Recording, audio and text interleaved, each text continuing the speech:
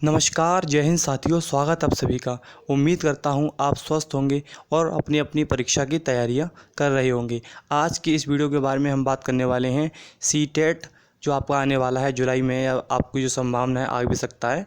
तो उस सीटेट की तैयारी कैसे की जाए, सीटेट में कैसे बेहतर स्कोर किया जाए, और मैंने सीटेट में कैसे बेहतर स्कोर किया, कैसे मैंने सीटेट में 120 से ज़्यादा अंक प्राप्त किए और फर्स्ट अटैम्प्ट में। ठीक है, तो शुरू करते हैं। सब कुछ देखेंगे, क्या रणनीति होनी चाहिए, कितना क्या सिलेबस है, क्या क्या हमें देखना पड़ेगा। तो शुरू करते हैं। तो सबसे पहले मैं आपको दिखा देता हूँ मेरे सीटेट में नंबर कितने आए हैं। ठीक है, ये देखिए, नाम है ये आकाश द्विवेदी, ये नाम है। ठीक है, और ये देखिए नंबर आए हैं ये। CDP में कितने हैं? 30 है, 30 आउट ऑफ 30 हैं। मैथमेटिक्स में 20, इन EVS में 27, लैंग्वेज फर्स्ट हिंदी में 26 और लैंग्वेज सेकंड इंग्लिश में 21। तो ये 124 नंबर आए टोटल। तो चलिए शुरू करते हैं। सबसे पहले जानते हैं सीटेट है क्या, और सीटेट के बारे में थोड़ा सा इन्फॉर्मेशन जानते होंगे ज़्यादातर सभी बच्चे। तो सीटेट जो अभी 2022 आपको होने वाला है, कितने नंबर का होगा? 150 नंबर का पेपर होगा। ठीक है, और 2.5 घंटे आपको समय मिलेगा और 90 मार्क्स पर आप क्वालिफाइड है। ठीक है, और कोई भी नेगेटिव मार्किंग नहीं है। तो आप क्वेश्चंस, एक भी क्वेश्चन नहीं छोड़ना है आपको, सारे क्वेश्चंस ला के आने हैं। ठीक है, कोई नेगेटिव मार्किंग नहीं है, तो हो सकता है आपके तुक्के ही सही लग जाए। ठीक, आप अब सीटेट में 3 चीज़ें जो आपको पता ही होनी चाहिए। क्या? सीट में बहुत से बच्चे ऐसे होते हैं जिनका सिलेबस ही पता नहीं होता है कि सर सिलेबस क्या होता है। तो सिलेबस आपको पता होना चाहिए। ठीक, प्रीवियस ईयर क्वेश्चंस पता होने चाहिए। सबसे इम्पोर्टेंट, कोई भी आपको सीटेट, कोई भी आपको स्ट्रेटजी हो, या आपको कोई भी वीडियो देख लेना यूट्यूब पर, सबसे मोस्ट इम्पॉर्टेंट चीज़ क्या होती है सीट किसी भी एग्ज़ाम को क्रैक करने के लिए? उसका previous year paper. Previous year आप क्वेश्चंस लगा लीजिए, आपका 40 से 50% या 60% तक आपका सिलेबस वहीं से आपको पता चल जाएगा। सिलेबस का अंदाज़ा भी लगेगा, प्रश्न कैसे आएंगे वो भी पता लग जाएगा आपको। और बहुत से क्वेश्चन जो प्रीवियस ईयर के फंस भी जाते हैं आने वाली परीक्षाओं में। ठीक है, और आपके पास बुक्स जब देखती हैं, और 1 to 5 में जब आपको देखते हैं ना, EVS में बुक्स आपको चाहिए NCERT चल जाएगी आपकी EVS के लिए, और 6 to 8 के लिए EVS क्या नाम है, साइंस की बुक्स आपकी चल जाएंगी। ठीक है, अच्छा आगे बढ़ते हैं। और क्या आपको बताना चाहिए, ये है मोस्ट इंपॉर्टेंट। कुछ टॉपिक ऐसे इंपॉर्टेंट होते हैं जो लगभग हरी परीक्षाओं में पूछे जाते हैं।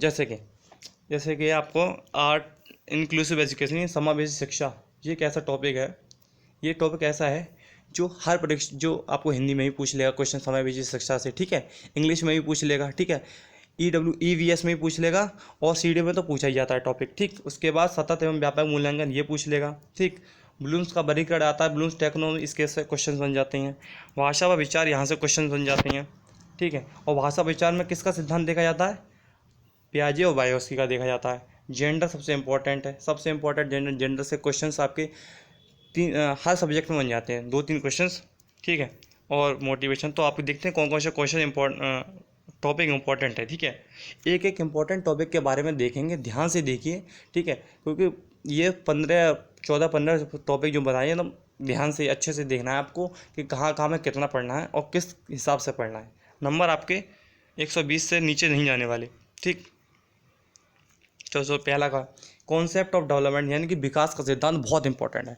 विकास से 1 से 2 क्वेश्चन, मतलब कि बल्कि 3 क्वेश्चन तक सीटेट में बन जाते हैं हर बार। ये सीटेट का आप प्रीवियस ईयर उठा के देख लीजिए, 2 से 3 क्वेश्चन विकास के सिद्धांत से मिल जाएंगे आपको। जैसे कि मस्तोसनुदुकी, सिर से प्यार का सिद्धांत होता है ना, और क्या नाम है, प्रोक्सिमिटी इंग्लिश में होती हैं। ठीक है, उसके बाद पियाजे, वायोस्की और कोहलबर्ग, ये मस्ट इंपॉर्टेंट है।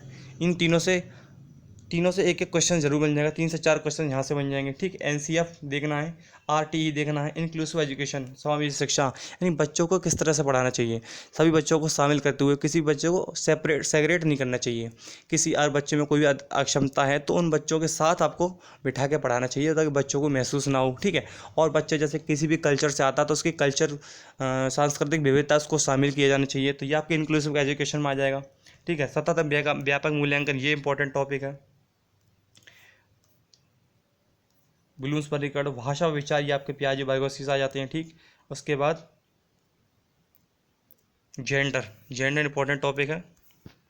मोटिवेशन इंपॉर्टेंट है। ठीक है, मोटिवेशन प्रेरणा के बारे में। उसके बाद भाषा भाषा अधिगम, ठीक है, लर्निंग अधिगम और एक्विजिशन, ठीक है। और उसके बाद निदानात्मक उपराचरण शिक्षण, यहाँ से क्वेश्चन बन जाते हैं, हर सब्जेक्ट में बन जाते हैं यहाँ से। एकीकृत शिक्षण, क्या आपको सब्जेक्ट को कोऑर्डिनेट करके पढ़ाना, एकीकृत करके पढ़ाना है। साइंस के टॉपिक को आपको उसके क्या नाम है, हिंदी में एक आध क्वेश्चन आया था उससे जोड़ के आपको करना है। भाषाई गुण, लैंग्वेज स्किल से क्वेश्चन बन जाते हैं, LSRW, ठीक है। इससे लिसनिंग, राइटिंग और क्या नाम, लिसनिंग, राइटिंग और स्पीकिंग, और क्या नाम है, AWRS स्पीकिंग, इस तरह से क्वेश्चन बन जाते हैं।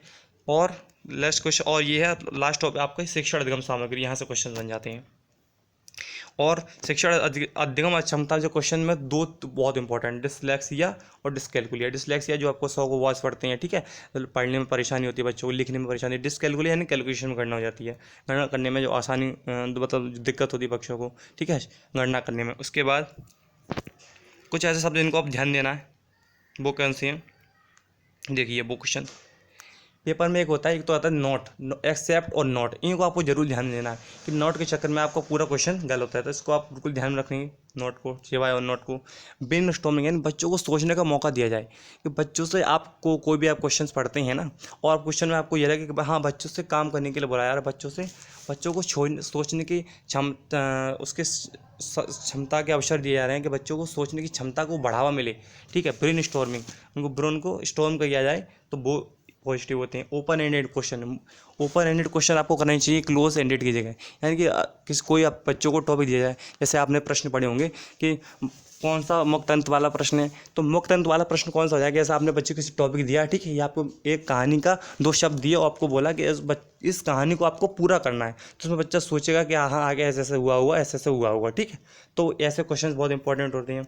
ग्रुप स्टडी, अगर बच्चा ग्रुप में स्टडी कर रहा है तो ये पॉजिटिव है, इसको साथ लेके चलेंगे तुरंत करना। अच्छा, कुछ ये देखो, कुछ शब्द ऐसे हैं जैसे रोट है, मेमोराइज है, यानी कि रट्टा और मेमोराइज, यहाँ भी देखिए आप गलत कर दो, ठीक। क्वेश्चन नेगेटिव है, और नेगेटिव क्वेश्चन जैसे हुआ आपको आंसर कर लगाना ही नहीं है। एक्टिविटी करके बच्चा सीखे, बच्चे इंक्वायरी में आपको पूछे, बच्चा आपको आप टॉपिक पढ़ाया और बच्चा आपसे पूछ रहा है, इसका मतलब पॉजिटिव संकेत है, उसके इंटरेक्शन करके सीखे बच्चा, तो वो एक बहुत ही बढ़िया संकेत है अधिगम का, ठीक है। बच्चा अधिगम कर रहा है, एक्टिव लर्निंग, बच्चा नहीं सक्रिय अधिगम कर रहा है, ये बहुत ही कीवर्ड हैं जो आपको सीटेट की पेडागोजी में बहुत इंपॉर्टेंट रोल प्ले करने वाले हैं। उसके बाद सहपाठी अधिगम, ये इंपॉर्टेंट है। डाइवर्जेंट थिंकिंग, ये इंपॉर्टेंट है। बच्चों की स्वाभाविक गति, यहाँ बच्चों को अपनी स्वाभाविक गति को दिखाने का मौका ले, जैसे कि आप पूछते हैं, जैसे आपने किसी को बच्चों को टॉपिक पढ़ाया, ठीक है, ठीक, उसमें टॉपिक पढ़ाया, उसके बाद आप उससे पूछते हैं अच्छा आपके यहाँ ऐसा हुआ, यानी बच्चों को जो आप पढ़ाते हैं उसको बच्चों के पर्सनल जीवन से कनेक्ट करके पढ़ाएं, तो बच्चा अपनी स्वाभाविक अभिव्यक्ति करता है कि हाँ मैं क्या नाम है मैंने चिड़ियाघर गया था, या फिर मैं चिड़ियाघर में ऐसे ऐसे जानवर को देखा जो इस तरह से करता था, तो बच्चों की यहाँ स्वाभाविक अभिव्यक्ति होती है, वहाँ पे मतलब बच्चा पॉजिटिव संकेत मिल रहा हो, पॉजिटिव संकेत मिल रहा है, यानी क्वेश्चन हमारा सही है। अच्छा, इसमें देख ले थोड़ा सा, देखिए पियाजे की थ्योरी, वाइगोत्स्की, कोहलबर्ग की थ्योरी, 3 क्वेश्चन जरूर बनेंगे यहाँ से, ठीक है, इसको आप जरूर ध्यान से कर लीजिएगा। और सबसे इंपॉर्टेंट है प्रीवियस ईयर से। मैं अपनी स्ट्रेटजी बताऊँ मैंने क्या किया था, मैंने किया था कि जो भी प्रीवियस सीटेट की जो प्रीवियस ईयर क्वेश्चन थे 2011 से लेके, जहाँ से सबसे सीटेट या शुरू हुआ था, सीटेट के जितने भी 2 साल, 1 साल में 2 बार होता है, तो डीसेट के सारे क्वेश्चंस उठा लिए थे प्रीवियस ईयर, अच्छे से पढ़े थे, अच्छे से समझा था उनको, ठीक है। अब ये आपके पियाजे, वाइगोत्स्की, कोहलबर्ग की थ्योरी आपको किसी भी यूट्यूब चैनल से मिल जाएगी, वहाँ से पढ़ लेना, नहीं तो पियाजे, वाइगोत्स्की और कोहलबर्ग तीनों की थ्योरी मैं अपनी वीडियो में डाल दूँगा, शॉर्ट्स बना के नोट्स, ठीक है, उसको वहाँ से कवर कर लीजिएगा, एनसीएफ पढ़ लीजिएगा, ठीक है।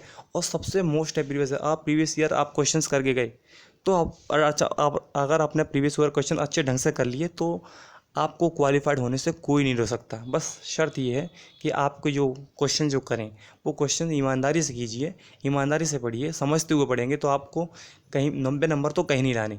जब आपको 120 125 नंबर लाने की ज़रूरत पड़ती है तो आपको थोड़ा सा ध्यान से पढ़ना पड़ता है। और सीटेट तो एक काफ़ी सरल है, यूपी टेट से काफ़ी सरल है कि उसमें पेडागोजी आती है, ठीक है, और पेडागोजी कोई ज़्यादा कठिन नहीं है, आराम से आप कर सकते हैं पेडागोजी, ठीक है, समझ के कर सकते हैं क्या नेगेटिव है क्या पॉजिटिव है। इस तरह से बहुत से क्वेश्चन तो इसी तरह से निकल जाते हैं कि क्या पॉजिटिव क्या नेगेटिव है।